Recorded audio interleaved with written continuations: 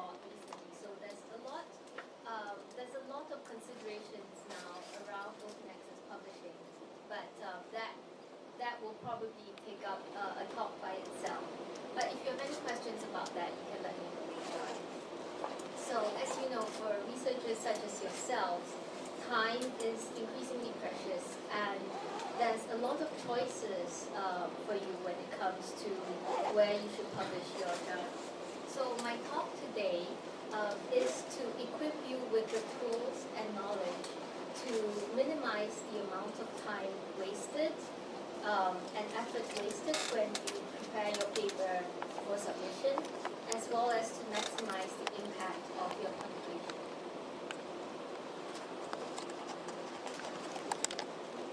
So for the next 40 minutes, I'll cover a brief introduction to IOP and IOP Publishing, and we'll talk a bit about how you should choose which outlet, which journal you should submit your paper to.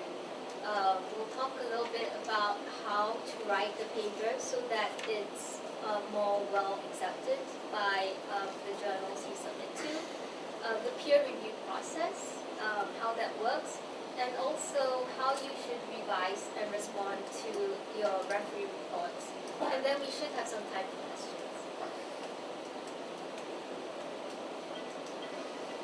Okay, so the Institute of Physics, which is my parent organization, is a scientific society that was established in 1874. So it's about 140 years old now. And our mission, our role, is to provide high-quality publishing services to the global scientific community.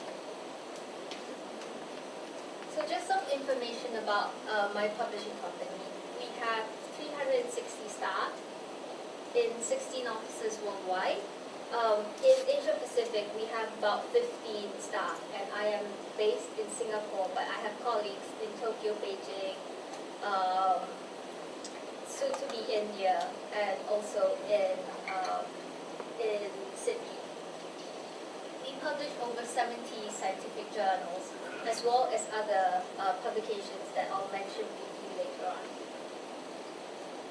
Last year alone, we published 30,000 articles, which were downloaded more than 22 million times in 2013 itself.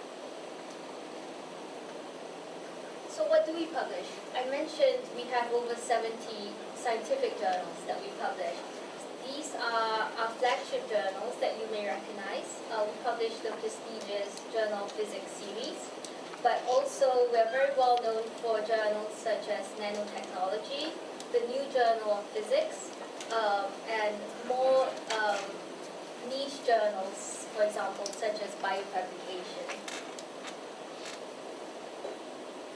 2 years ago, we launched our ebook series. We have 2 ebook series on condensed, concise physics and expanding physics with renowned authors worldwide. So expanding physics is more on a textbook level, whereas concise physics is shorter books. We also have 3 open access conference proceeding series. So if you're organizing a conference and you'd like to publish your conference proceedings in an open access format, please do contact us about that. We also publish physics magazines. So one of the most famous ones we do is called Physics World, which is the IOP members magazine, which you may recognize. We also do other magazines such as the CERN Courier, which is on behalf of CERN in Geneva. And we do 9 community websites, including 3 regional language websites. The reviewers, they are also looking at the title and abstract. This will be their first impression of your journal. So pay attention to the title. Make sure that it is attractive, it will get people's attention, and it adequately describes what you are writing. So the title also depends a bit about on the outlet that you've chosen. For example, I mentioned earlier, whether you're publishing in a broad-based scope journal or a more narrow scope journal. So if your journal is very specialized, for a very specialized community, then you could consider a very informative title that has more information.